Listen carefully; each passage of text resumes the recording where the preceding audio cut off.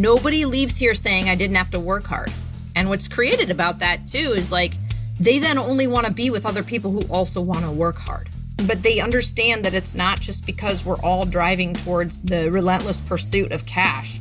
In this episode, you'll get to know Megan Gluth, the human-centered capitalist, and you'll hear the story of how overcoming alcohol addiction helped her become the award-winning CEO of a 9-figure chemical company.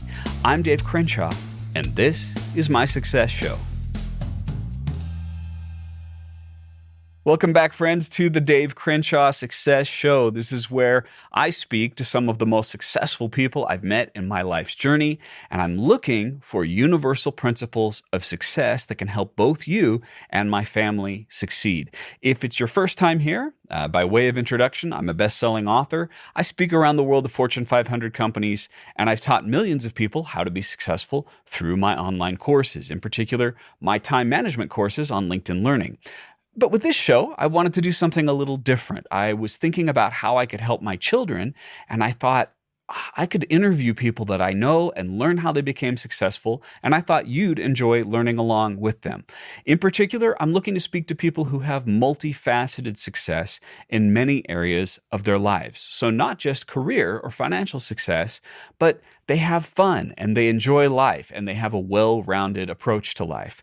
And I'm looking for actions that anyone can take, including you, right now, to become more successful, no matter what your career is, no matter where you are in the journey. So as you listen to today's episode, look for something you can do, an action you can take today or this week to make my guest success story a part of your success story. Now, before I introduce this amazing guest, I just want to note that we had a little unavoidable background noise around her company's building. We did our best to clean that up, but my apologies if that adds any distraction.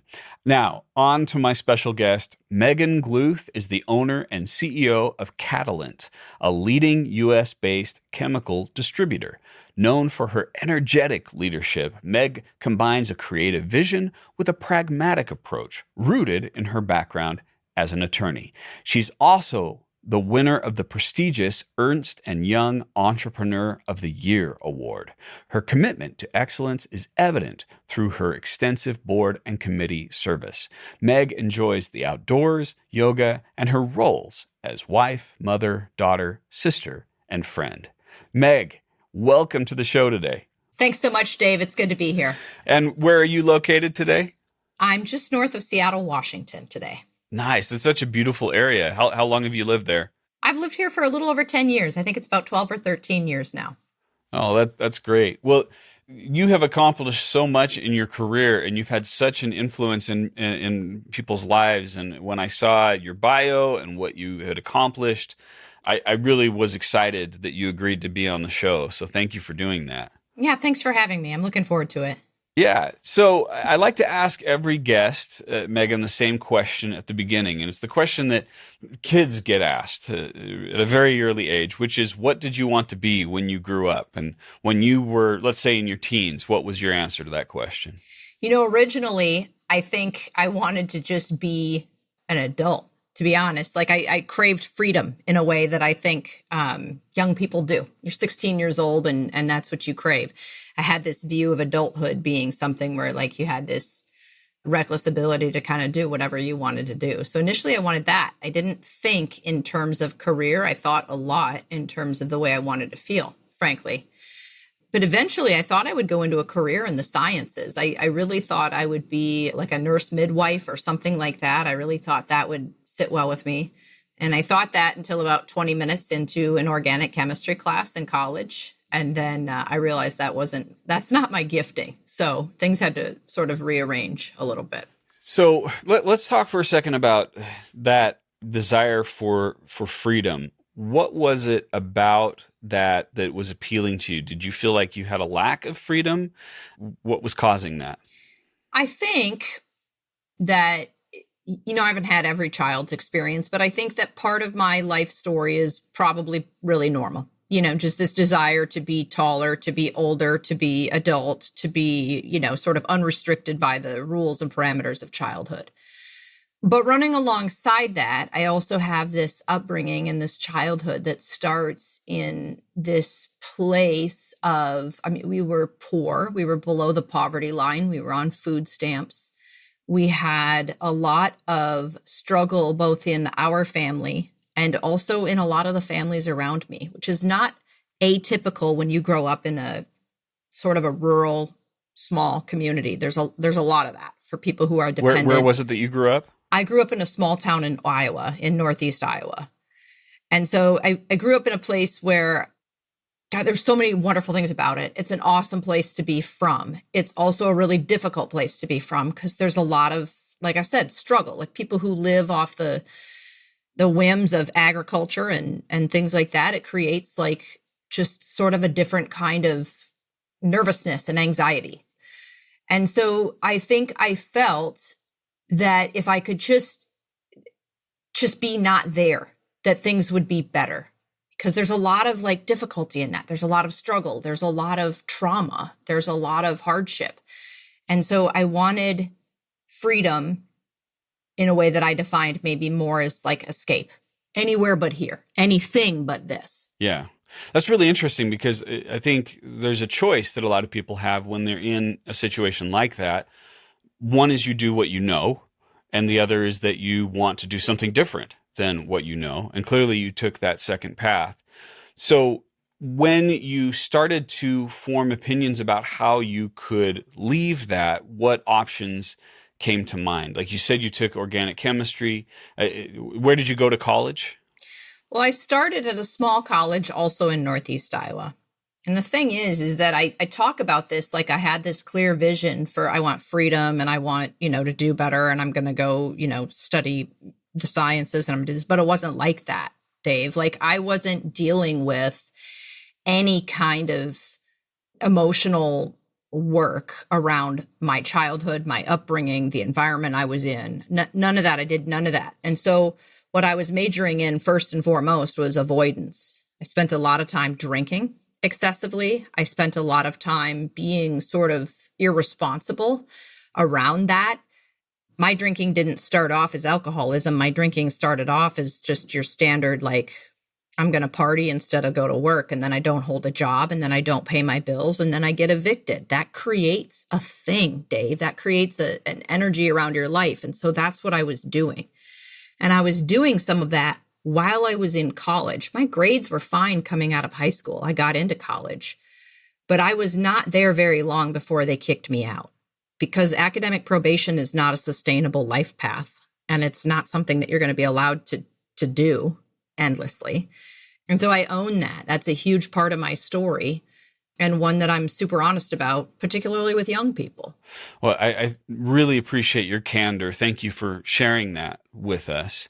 So you said you were put on academic probation, or were you kicked out of college because of this? First, I was on academic probation, and then I got kicked out. Okay. And what was the turning point? What was the moment, if you can remember, where you decided, wait a minute, I need to change this path that I'm on? I did not change my path away from using alcohol to cope for years after that. But I did change my academic journey. So here's what happens when you get kicked out of college. Like, you have to get a job.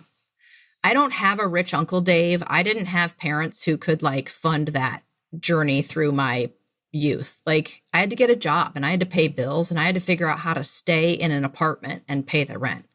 I was evicted more than once. And again, not because I couldn't do it, but because I just wasn't doing it. I just wasn't being responsible. It was a choice. And I can look back on that now and say a lot of things, led to that and whatnot. But I'm a big believer in just sort of looking at your life through the lens of taking responsibility and taking your own bull by the horns. And so what I did is I eventually worked enough at a job that wasn't going to pay me enough to ever leave that area. If you want more freedom, if you want more opportunity, you're going to need an education of some sort. And so I enrolled in community college in Minneapolis, actually. I left that small town. I moved to Minneapolis and I went to community college because it was the only place I could get in. And I needed to get grades at this community college for long enough to prove to a 4-year university that I could be a good student in good standing. And so that's exactly what I did. I went from that community college to the University of Minnesota in Twin Cities, and then I graduated from the University of Minnesota. So I want to dig into this just a little bit more. You adopted this philosophy of taking responsibility for what was going on in your life. What was the catalyst for that? Can you remember, like, was it a conversation that someone had with you? Was it a thought that came to your mind? Where did the point go to say, you know what, I'm going to now work hard and I'm going to take this hard career path through community college to get back on track? It was simply necessity and desperation. Like, I didn't have anyone to bail me out.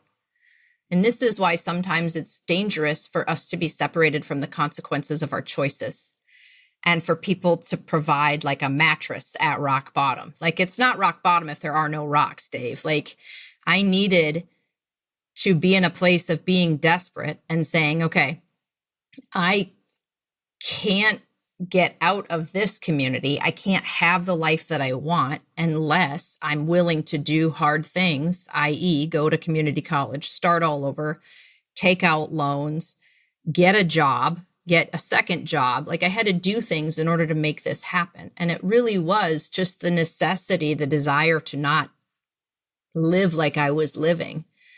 I think that's more powerful than anything anybody said to me during that time, because I did have people around me saying, you shouldn't be doing this. You could do better. You're worth more. But none of that meant anything until I felt the full weight of my own mistakes. That's beautiful. I thank you for sharing that with us. And, you know, I've had the privilege of interviewing several people who had to hit that rock bottom place, and then they chose to move forward, right? Because again, it's still a choice. Some people hit that spot and they go, well, I guess I'm going to stay here. That's it. I'm done. But you chose to push through that. And it's truly remarkable, especially knowing now what you have accomplished with your career, which is an amazing amount of things. Okay, so where did the transition come from just going through college, community college, into actually forming ideas that you want something in the realm of chemistry? So I went to college. I went to the University of Minnesota. I thought I would be a nurse midwife. Like I said, just OChem wasn't for me. Like, it was like, okay, maybe this isn't me. So I ended up getting a degree in history. And there's two things you can do when you're a senior in college with a history degree coming at you. And you can either teach high school history or you can go to law school. So I took the LSATs and I got into law school.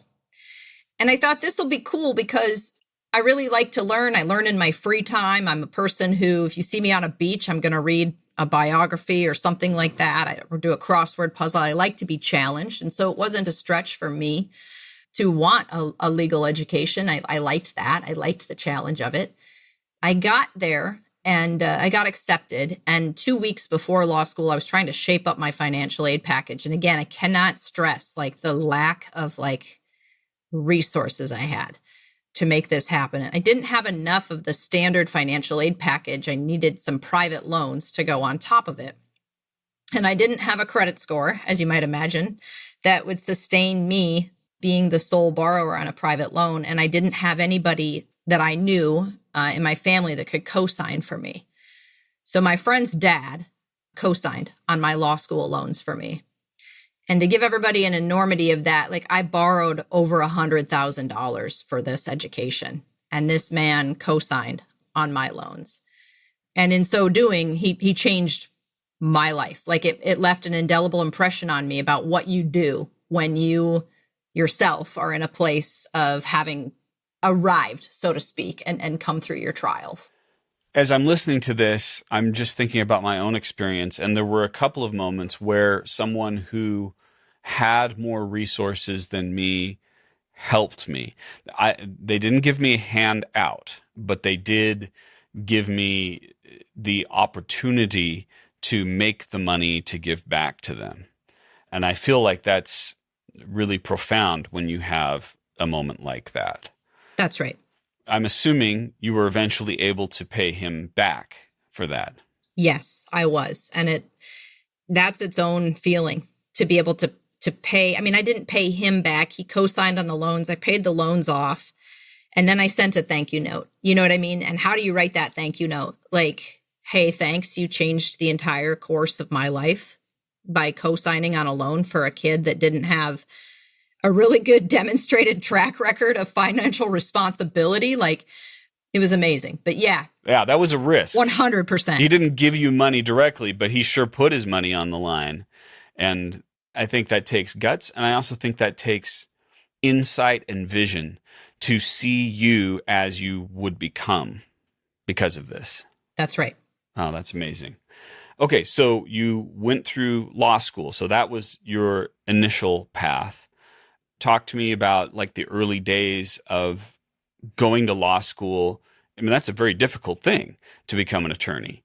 Did you find it difficult, or was it something that you just took to naturally? I actually really, I think, took to the education naturally. My circumstance was difficult. My first partner was diagnosed in my second year of law school with ovarian cancer. And so while I was a law student, I was also taking care of a person who, was ultimately terminally ill.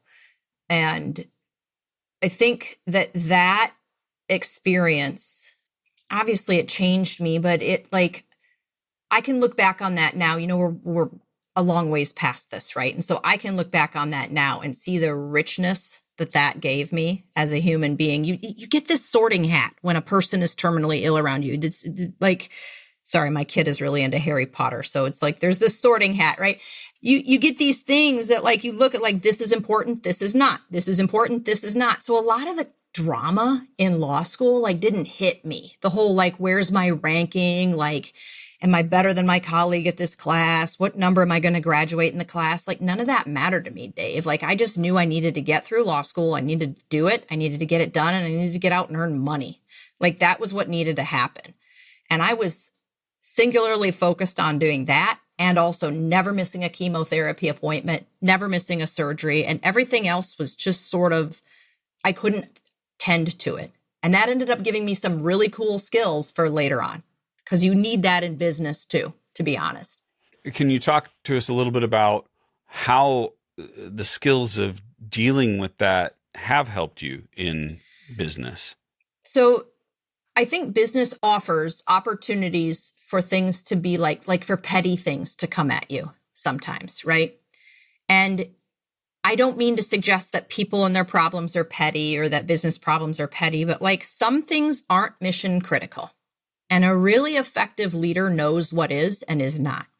And if we're not caring for ourselves and we're not taking care of ourselves as leaders and we're not tuned up, we have a tendency to slip into the rut of following maybe our emotional pellets into those things that are not super important. This experience gave me sort of the first initial crash course in learning what in life is mission critical and what is not.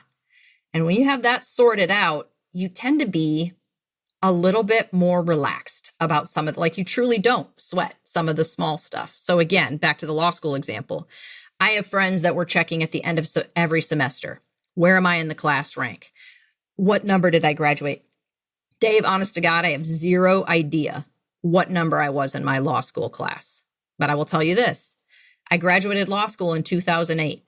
For anybody who's of age and listening to your podcast who knows what the economy was doing in 2008, I need you to understand that over half of my law school classmates lost all their pre-written offers from major law firms. They did not have jobs, but I had a job. I had a job because I had been working my butt off at that job to keep that job. And nothing was as important to me as keeping that job because I had this person at home and we needed health insurance. Like, so in my head, it was just like, I didn't do the like, what is my rank? Am I working at the best possible law firm?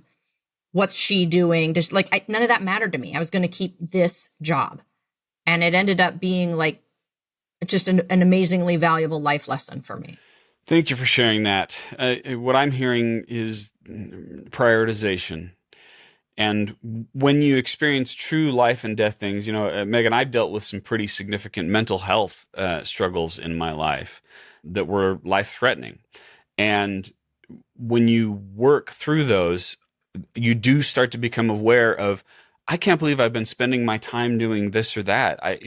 The way I think of it is I would spend, 90% of my effort trying to get the last 10% of result. And it's like, well, why am I doing that? I can be happy with the 90% result and save myself a lot of stress and aggravation, focus on my family, focus on the things that matter. So what you're talking about really hits home with me. I appreciate you sharing that. So you did lose your wife, is that correct? Yes. She died later that same year. And I'm sorry that happened. Thank you. Thank you. I've said it before, like when she died, like all the oxygen went out of the room. Oxygen is that thing that kind of keeps us vibrant and keeps us alive. And what I didn't realize or anticipate was that, again, back to the beginning of the story, like this lack of like really effective coping mechanisms. Like, Dave, I didn't have any of those. And I'm glad you speak publicly about mental health, because I think every one of us has life challenges, and sometimes those life challenges take root inside of us in a way that blooms into something that can be really, truly like a mental health problem. And for me at that time, I guarantee that I was going through the kind of grief that led to a depression and anxiety, even a lot of like a post-traumatic stress disorder. There's a lot of like that around chronic and serious illness. But it also took root in me as like a really bad alcohol addiction. I say really bad, not, everybody defines that differently, but it felt really bad for me because I lost myself and I lost my self-respect. And I didn't know how to do anything other than avoid how I was feeling. And alcohol for me was like the perfect avoider tool. And so if I was a drinker before that, I was like a professional drinker after that. I still didn't have the ability to not do well at work and to not give my effort there, right? So I wanted to do that. And I knew that you don't go to work drunk, and you don't I had these like values, these promises I made to myself. And so I didn't. I was a really good employee, in that respect. And I really gave my all to my clients and things like that. But when I would get home in the quiet and not have like a thing to do, it was like workaholic during the day, or like throw myself into tasks as long as I could keep my mind busy with that. And the law provides a really cool opportunity for your brain to always be busy, right? It's one of those high intellect jobs, which I love about it. But I didn't cope. And then I'd get home and be alone, and I would start drinking. And what that meant for me is that even if I didn't want to drink, Dave, even if I felt like I'm not proud of how I'm dealing with this, I wish I was dealing with this differently, I'd still go home and drink. It was like a compulsion because I couldn't do anything else. And when you feel that, you lose some of your dignity because you're losing your agency and you're losing your own sovereignty and choice in your life. And so for me, that was really bad. So how did you turn the corner on that, Megan? I'm assuming you've done that now. This is not an issue for you. So how did you stop being, as you say, a professional drinker and start to take more control of what you were doing? So there's a concept saying that when the pain of the unknown, of what it would be like to not live like this, feels like less than the pain of living the way you are currently living, you'll take the leap and go into the unknown.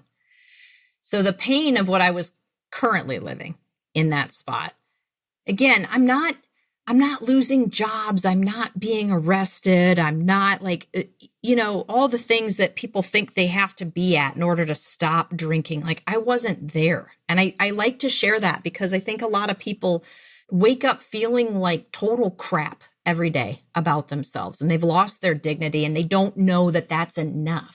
That feeling like that and feeling like just trash. And that's how I felt. It just felt terrible, Dave. Like, what am I that I can't not do this? That I abandon every promise that I make to myself not to do this? Like, that whittles away at who we are as people, and it whittled away at me. And then it also creates this thing too, where the thing that I say I'm going to do, I cannot do. The person that I know that I am, I cannot grasp. Like, I feel her inside of me. I know who I really am. And this alcohol garbage stops me from being her. That became so painful that the pain that I anticipated in quitting, and I had real pain, I had real concern about that. I did not know how to socialize without alcohol. I didn't know how I was going to go to a wedding. I didn't know how I was going to go camping. Like, I had real concerns. How do you go to a wedding without booze? Like, I didn't know. And that pain of all of that uncertainty became less than the pain of what I was living. And so I took a leap. And I'm lucky to have been surrounded and caught and led by a lot of people who have experienced their own addiction in my life and were willing to be honest about that and say, I've been where you are and I know how to get out. That also changed my life. Yeah. And clearly it worked, because you're so successful now with what you're accomplishing. What was the first step of that leap? You said you took a leap. What was that? For me, that was making a phone call to my aunt and uncle, who were both, at that time, they had like 25 years of sobriety from alcohol. And I didn't quite know how they did that, but I knew that they did it. And so I was like, well, I'm going to call them and they're going to tell me where to go next. And they told me to go to Alcoholics Anonymous. They told me how to go to AA. They told me what would happen there. And they just told me to go. And they later provided a place for me to live. A lot of people don't do this, but I needed a relocation. I moved to Seattle to be near them, to leave behind all of my like familiar places and steps. And they gave me a place to sort of regroup and start over and to really work a program of sobriety and recovery. And at the same time that I was doing that, I met the former owner of this business and began working here. And it was like an amazing life transformation for me. Wow. So the fact that you made the choice to get sober actually directly led to the career and the company that you're in now. Yes. That's amazing. Okay, so how did that growth start to occur? What were the first things that you did in this new area? So I was moving out of town, and so I was interviewing at law firms in the Seattle area. And I sent a very simple text message or email to a friend of mine from law school that I knew had connections to Seattle. And I said, do you know anybody in these law firms? I just want to know, like, what's the atmosphere of the firm? What's the mood? Like, I want to talk to somebody. And he said, I don't know anybody in any firms out there, but I do know a guy. He runs a chemical business and he's really well connected. I'm sure he knows some people at these firms and could tell you about them. You should just go meet him nonetheless. And so I did. And that man's name was Tony. And I met Tony on an afternoon in his office, and I walked in, and he and I sat and chatted for, I don't know, an hour. We hit it off right away. We both, I think, share the same curious kind of mind. We are highly, just driven people, and we find the same things funny. So we really enjoyed, just 60 minutes conversing together. And when I left, we just kind of left it as he was like, I'm sorry, I don't know anyone, but it was good to meet you. And I said, same. And I sent him an email when I got home and I said, hey, thanks so much for your time today. It was good to meet you and whatever. And he wrote back, he said, one question for you, since you're a lawyer, can you tell me about this Affordable Care Act stuff? That time, there was Obamacare, or, the Affordable Care Act and all that. And I wrote back to him and I said, this is a complex piece of legislation. And I can go through it with you sometime if you want. But what I will tell you is that if you ever want anybody good working for you, you got to give them health insurance. So it doesn't really matter, does it? Have a good day. And my phone rang like 2 minutes later and he said, you got to come work for me. Huh. Wow. We have moments in life where, whether you want to call it the universe or a higher power or God or whatever you want to call it, like there's just times where we have these things, these doors in front of us. And you don't know how they appear. But when he offered me a job, I just simply said yes. And I don't know why I did, but I just felt like that's what I was supposed to do. And that's why I met him, and that's what I was supposed to do. So I started at that time, the company was called TR International. And I was the company's first general counsel. And that's how I started here. And that was in 2012. That's a wonderful story. For those who are not familiar, what does a general counsel do? What's a day in the life of someone in a company like this? So TRI, as we called it at the time, did and still does a lot of international business. So what I was doing was a lot of contract review, I would review and negotiate ocean freight contracts with major ocean freight carriers. I would write deals between the company and its larger customers, distribution agreements between its larger suppliers. I dealt with human resource matters. I dealt with communicating with the lawyers that were in charge of his estate planning. Like I did a little bit of everything. But what also started to happen during that time is that I started to become involved in the business, and I really liked it. And so an opportunity arose for me to be promoted, within a couple of years after starting, and I took that too. But even the law job was fun. It was fun. No day was the same. What were those first opportunities to get involved in the business? I'm curious of how someone who's an attorney starts actually dipping into whatever it was, operations. Well, sadly, I think that one of the first places your lawyer gets to know your business is when things are not going right. And that's true for any business owner. Usually we get called into things that are a little bit broken. And so while there was a certain amount of what I was doing that was preemptive and was writing contracts and was sort of laying that out, there was also a significant part of what I was doing where you just had claims for damages on product, people suing for this, people, us needing to sue someone to enforce our end of contracts. There was always that kind of thing. And I'll let you know that at the time that I came into the business was doing about $40 to $50 million a year in revenue. So it wasn't, the bigger you get, the more you have those kinds of problems, like it just that kind of stuff. And when you're involved in trying to thread the needle of, a lot of people think that you can just go and file a lawsuit and that's that. But honestly, in this business and in most businesses, what business owners really want and what I started to want was a solution that kept the deal together. Let's see if we can get through this without going nuclear and having everything blow up and get a judgment. Or maybe we're already halfway there and we do need to settle this case for the good of all. And how can we do that in a way where everybody feels a little bit like they're taken care of in that? And to do that, you have to become very, very familiar with the intricacies of the business. I'm not doing my job if I don't understand exactly why A plus B then equaled C. What was the pathway? So you were promoted from general counsel to what position? And then just sort of share with us the title progression to where you became CEO. Sure. I became the president first, 2 years after I was the general counsel. Okay, so it was right to it. Yeah, and not an entirely uncommon leap. Lawyers tend to have a pragmatic kind of leadership. We tend to be sort of balanced and we're trained to not be super emotional. We tend to be, if we have the right charisma for it, pretty good leaders. And so it wasn't really odd that I would go from general counsel to president. I understood a lot of the inner workings of the business and I had some natural leadership capabilities. But what was also happening at the same time is that my predecessor and the owner of the business at that time was in a place in his life where he had been doing this for 25 years. He had founded the business and he was looking at what his exit was going to be.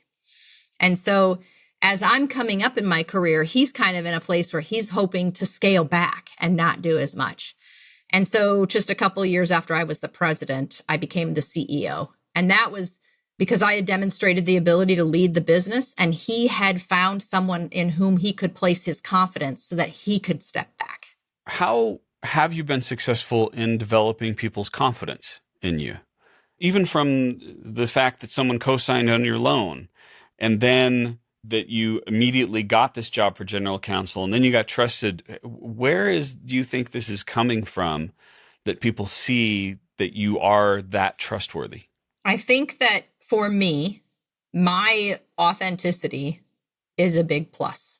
It's like even being on this podcast, Dave, I could sit here and try and wax philosophical about wisdom for people to hear, but your listeners will determine what's wise. I'm going to tell you I got kicked out of college and I'm not going to sugarcoat that. I'm going to tell you that I wasn't paying rent and I'm not going to sugarcoat that. And I think when people see you or see me being really honest about even the underside of things, they know that if you're going to tell the truth about that, you're probably just a truth teller and that who you say you are is something they can rely on. And going back to the beginning, I said being from the Midwest is a great place to be from. I do have that just really simple pragmatism. I'm not so full of myself that I can't just roll up my sleeves and get in there. And I think people can feel that. I think they can sense that. And it's true. If you come and look under the hood of my leadership and you talk to everybody who works here, they might not like what I have to say, but they all know that I'm being genuine, and nobody's unclear about how I feel about something. I don't make them guess, and I don't play weird games. And I think that engenders trust and confidence. Yeah. I also think, as I'm hearing your stories, that that's the result of coming through adversity as well. These various anonymous programs, when you have any kind of addiction, they force you to be candid with yourself and own up to the things that you're doing. And to come through that successfully just further ingrains that into someone like you. I think you already had that natural tendency, but now you live it. You walk that walk in everything that you do. Yeah, for sure. I mean, when you're sitting in a meeting with other people who struggle with alcohol addiction, and again, I don't know what your listeners are going through right now, but maybe there's somebody who's been in there. Like, nobody cares what you do. Nobody cares how much money you make. Nobody cares about any of your titles. And in fact, you introduced yourself by your first name only. Like, this is not a place where who you are is the main event. You're there to get honest in such a way that you can then heal. And when I'm learning from that, and I say learning because I'm always going to be a work in progress, I hope, is that just by doing that, by showing up and being as real as I can be in a moment, I think I give other people then permission to do the same. And then we all can struggle towards what the successful untying of a knot looks like. And I just, for me, feel that works a lot better. That's a beautiful phrase, a successful untying of the knot. I like that. And I think this is a good place to transition to the concept of human-centered capitalism. I know that that's a phrase that you've been described as the human-centered capitalist. What does that mean to you, Megan? How do you make that happen in a business? Yeah. Let me say that the reason that I've sort of leaned into this as hard as I have is because I've been troubled by the fact that we're living in a business world right now where we're forced to feel like we have to separate being good to people and making money. Or we live in a weird shame about our desire to make money, and we want to go out and justify like, oh, but I promised I didn't keep it. I gave it all away. And here's the thing. There's nothing wrong with making money. So the first part of human-centered capitalism is the capitalism part. I am an enthusiastic capitalist.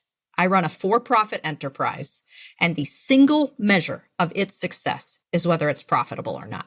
Full stop. Because if it is not, then nobody works here, including myself. And if you can't say that and be proud of the fact that I'm making money in this company, then something is fundamentally wrong. And so I like to be the first one through the door saying to other people in my position, make money. Be proud that your business is making money, and be a firm supporter, as I am, of American enterprise, of any enterprise, frankly, that does that. Because then, here's the second part of this, the human side of that. This becomes a platform and a place for other people to create a life path that gives them dignity and self-respect, which is what I needed in my life. And we can talk about giving free snacks and break rooms and unlimited time off and work from home and whatever, we can talk about whatever that is for people's business. And people should do what they want to do there. I'm not here to comment on that. But none of it matters unless the people that work for you have the opportunity to get promoted, get bonuses, get pay raises, take care of their family, and feel proud of themselves at the end of the day.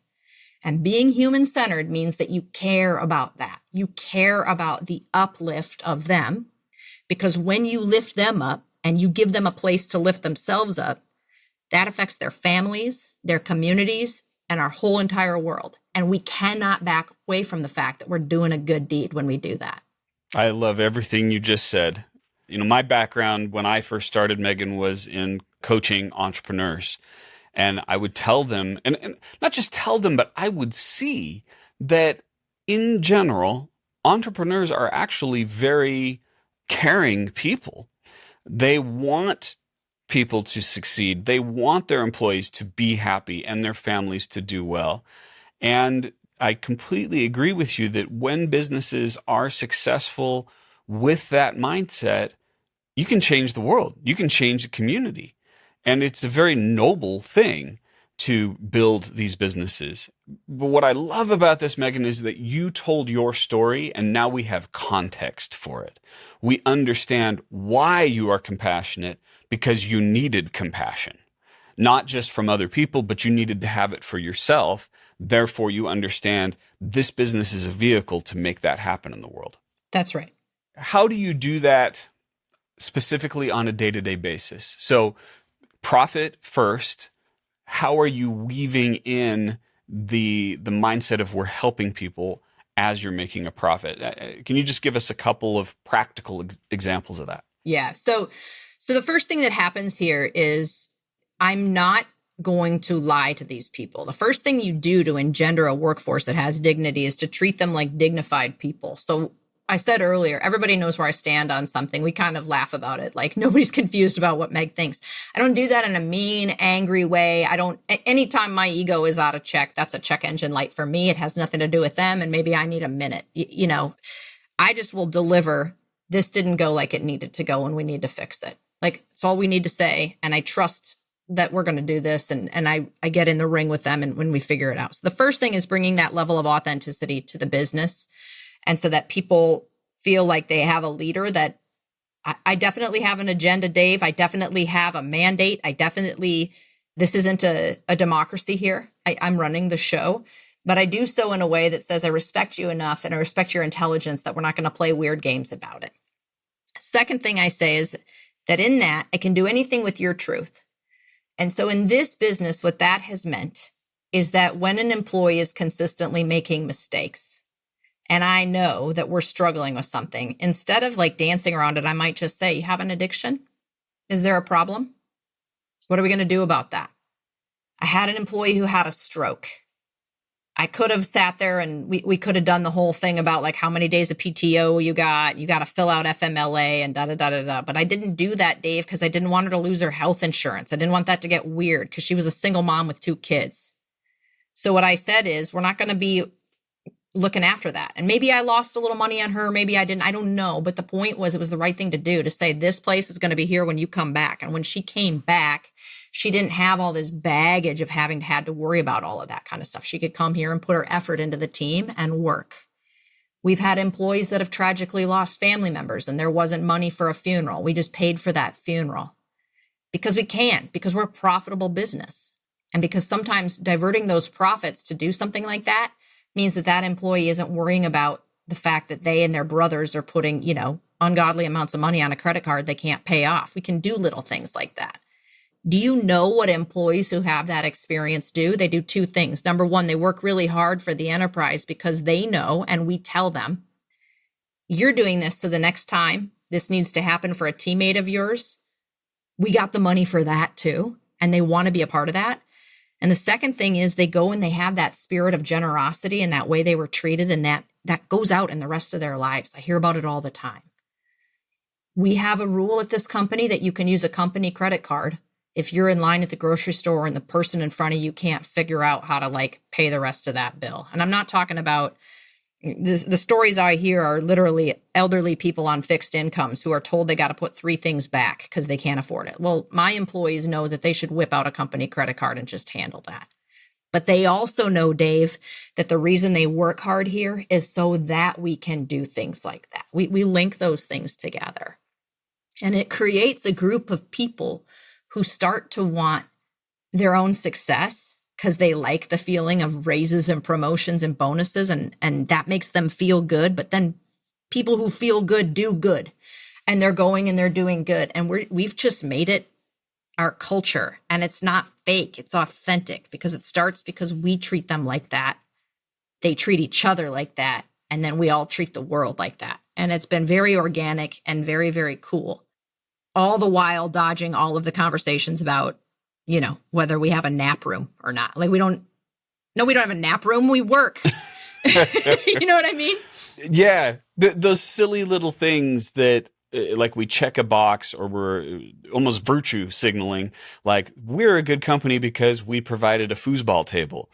That is not the heart of things. The heart is what people are really dealing with on a day-to-day basis.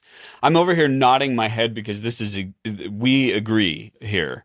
And I love the way that you're implementing this principle of tying the vision of the business to their personal visions of how they want their life to be. Yeah, for sure. Nobody leaves here saying I didn't have to work hard. That's the thing. And what's created about that too is like, they then only want to be with other people who also want to work hard. So it's created a really cool culture of like, we're working hard, but they understand that it's not just because we're all driving towards like the relentless pursuit of cash. There's no shame in them wanting that next raise or that next bonus or that next promotion, but they also understand that like, listen, they've each been privately helped in ways that some of them, only them in the company know. You know what I mean? Everybody needs help from time to time. And we not only offer them the opportunity to sort of get a hand, but then what we're giving them, Dave, is the opportunity to be part of doing that for somebody else, even if they never get to know about that too.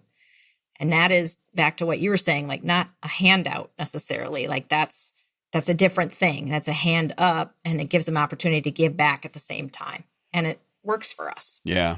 And what I'm getting from this too is there's a high degree of awareness on your part as a leader about what each individual actually needs. Rather than just painting everybody with a broad brush, you're saying this person is dealing with a loss. This person is trying to accomplish these things, and you customize, you personalize how you're helping people with that.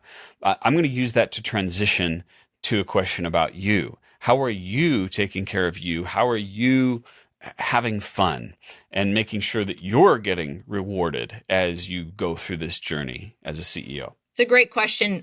So the first thing is that I'm having fun because I had a colleague tell me last week, he phrased it so perfectly, and this is how I feel. He said, I never realized I was at work because I was having so much fun. I don't feel that way every day. Like some days are just hard, but I have to be honest, like I like what I do. And I would say, like, if I had a piece of advice for like business owners, like you really, if you're going to do this, if you're going to sit in the top spot and then eventually I bought the business, I own the whole thing. If you're going to own it, like, and run it, you got to like it. If you don't, you probably shouldn't be there. So majority of the time I'm taking care of myself because I'm doing something that interests me and I like it. I'm a builder. I like to create. I like to look for the next entrepreneurial opportunity, and I like to do that. So I'm having fun.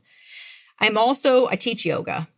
And so I have this other side of me, right? I have a daily meditation practice. I teach yoga. I engage in practices, even around the way that I eat, that serve to care for me and to care for my human frame. I mean, obviously, if you do this, you have a high degree of stress, and I travel a lot, much of it internationally. Like I have things I need to do to take care of myself. And so I've built a life and a lifestyle around being mindful of the fact that this body needs care and attention and rest.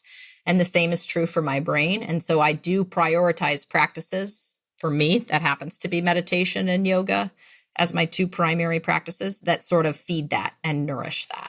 I'm glad to hear that, and that you have things where you're taking care of yourself, because you're taking care of other people. You need to take care of yourself as well. So that's wonderful. Where do you see your career 5 years from now? I don't know, because I'm still just walking through every door that kind of opens in front of me. You know, when I bought this business, we were doing about $48 million a year in revenue. We now do in excess of $100 million a year in revenue. And I made 2 acquisitions last year. I couldn't have planned any of that out. I could not. What I did, though, was I positioned myself and my company to be ready when opportunities come. And so I don't know what will be put in front of us, but I know that whatever I'm doing 5 years from now, I'm going to be there wholehearted, or I'm not going to be there at all.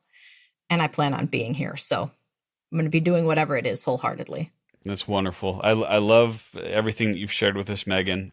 Thank you for being so generous with your time. So at the end of every episode that I do, we like to summarize action items. The idea being that someone's listening to this and they go, well, she's a CEO. That doesn't apply to me. And the answer is no, it absolutely applies to you. There are things you can do. And in fact, it's the action you take that's more important than just listening to this. So what I'm going to do, Megan, is I'm going to summarize 3 actions that anyone can take, no matter where they are in their career, no matter what their position is. And then what I'd like you to do is add 1 action in addition to that at the end. Sound good? Awesome. Okay. So, and there's a ton in here, but I'm going to share 3 that stood out to me as we were talking. The first one, I'm going back to your struggles with addiction and how reaching the bottom was a turning point for you. And the phrase that you said was, it's dangerous to be separated from the consequences of our choices. You experiencing the consequence of your choice led to your success in the future. I would invite someone listening to this to look at this in two possible ways. Number one, am I shielding myself? Or two, am I shielding someone else from the consequences of their choices? And stop doing that. That's a hard thing. That's a hard action. I'm going to acknowledge that. But if you can stop doing that and allow yourself or someone else to experience the consequence of their choices, it can lead to a turning point in their life. So I would encourage you to do that. The second one is, as you were talking about the loss that you dealt with, was that led you to be more aware of what's valuable. It put things in perspective. I don't think that someone has to lose a loved one to have that experience. I think you can simply ask yourself, of all the things that I'm doing, if you took a look at how you spent the last 168 hours of the week, what are things that you're doing that don't really matter? And eliminate one of them and move closer to only doing the things that are valuable, that matter most in your life. And then this last one, you didn't quite say this, but it's something that I gleaned from your story, Megan, is look for ways to do good as you succeed, not when. I think a lot of times we get in the trap of saying, when I succeed, then I'm going to donate to charity. The truth is, you are succeeding right now just by listening to this, just by working in your career. So what are good little things you can do for yourself or for others as you succeed? And think about something you can contribute this week to make someone's life better. And then you can have an impact in their life like Megan is, or the people that she's had in her life that trust her, that gave her opportunities. You can be that same for someone else. So those are 3 actions that I picked up. Megan, what's one that you would suggest to someone listening? I would say that sort of underpinning all of those is being the chief truth teller to yourself and your own life. Put crudely, it would be no BS. You cannot do that. You cannot afford to do that. You have to be brutally honest with yourself. And only from there can you work up and out. I think that we talk a lot about having integrity and being an honest person, and all of that is so needed in the world today, but it means nothing if you haven't done that with yourself. And oddly enough, that's the hardest person to tell the truth to most often. But I would say that that's revolutionized my life. And I continue to have every desire to be as honest with myself every day as I possibly can. I love it. Be honest with yourself. Be the chief truth teller. Megan, I know a lot of people who have listened to this. They want to follow you. They want to learn more from you. What's the best place for them to go to continue staying in contact with you? You can start at my website, megangluth.com. And it's a great place for just starting your point of contact with me. I do work really, really hard to reach back out to people who reach out to me, particularly people who are just in a place where they need a little bit of encouragement. I live for those moments. So start there. You'll find my contact information there, and then we can take off right from that spot. Fantastic. And just to spell that out, that's megangluth.com, megangluth.com. Megan, thank you so much for being generous and sharing your story with us. It really has been a pleasure to talk to you today. I've really enjoyed this conversation, so thank you very much. Thanks so much, Dave. I've enjoyed it too. I appreciate it. Yeah, and thank you everyone for listening. Remember, it's not just about the knowledge that you received or the inspiration that you felt. It's about the action that you take. So do something today based on what you heard from Megan, and you'll make her success story a part of your success story. Thanks for listening. You've been listening to the Dave Crenshaw Success Show, hosted by my dad, Dave Crenshaw, and produced by Invaluable Incorporated. Research and assistant production by Victoria Bedez. Sound editing by Nick Wright. Voiceover by me, Darcy Crenshaw. And the music is by Ryan Brady via Pond 5 Licensing. Please subscribe to the Dave Crenshaw Success Show on Apple Podcasts, Spotify, wherever you like to get your podcasts. If you have a suggestion for someone my dad might like to interview, please send it to guests@davecrenshaw.com. And please don't forget to leave us a 5-star review. See you next time!